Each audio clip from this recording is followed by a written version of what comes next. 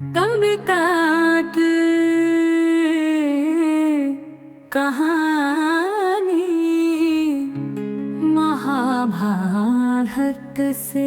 अंबिका महाभारत के प्रमुख पात्रों में से एक हैं, जिनकी कहानी कुरु वंश के इतिहास से जुड़ी हुई है।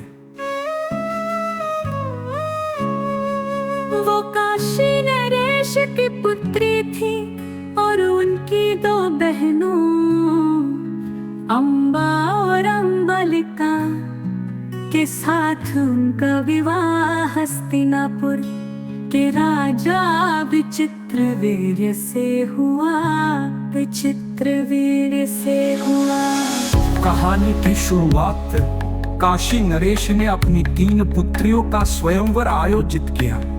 हस्तिनापुर के राजकुमार भीष्म उस स्वयंवर में पहुंचे और अपनी प्रतिज्ञा के अनुसार उन्होंने तीनों बहनों को युद्ध में हराकर हस्तिनापुर ले आए।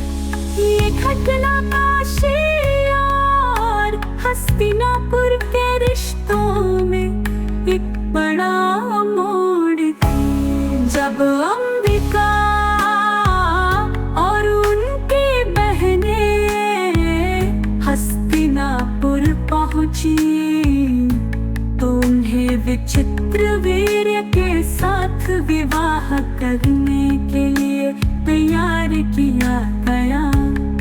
अंबिका और अंबलिका दोनों ने अपने राज धर्म का पालन करते हुए राजा विचित्रवीर्य से विवाह किया।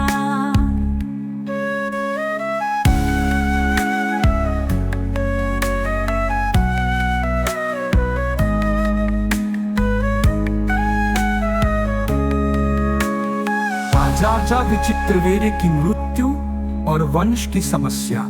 विवाह के कुछ समय बाद राजा विचित्रवीर्य एक गंभीर बीमारी के कारण युवा अवस्था में ही मृत्यु को प्राप्त हुए। उनकी मृत्यु के बाद हस्तिनापुर का वंश संकट में पड़ गया। सिंहासन को उत्तराधिकारी की आवश्यकता थी, लेकिन विचित्रवीर्य संतानहीन थे। व्यास का प्रवेश और नियोग प्रथा। कुरु वंश को बचाने के लिए भीष्म ने महारानी सत्यवती की सहमति से महर्षि वेद व्यास को नियोग के माध्यम से वंश बढ़ाने के लिए बुलाया। अंबिका को व्यास के साथ इस प्रक्रिया में सम्मिलित किया गया।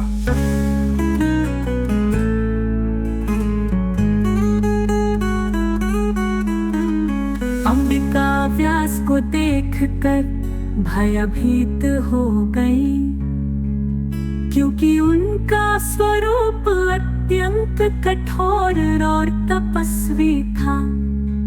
उस भय के कारण अंबिका ने अपनी आंखें बंद कर ली। परिणाम स्वरूप उनके गर्भ से जो पुत्र जन्मा वो धृतराष्ट्र कहलाया और नेत्रहीन हुआ।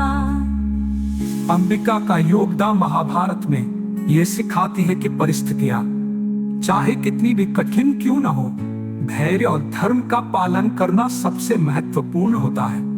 उनकी कहानी संघर्ष और त्याग का प्रतीक है, जो आज भी प्रेरणा देती है। अंबिका की भूमिका महाभारत में ये सिखाती है कि परिस्थितियां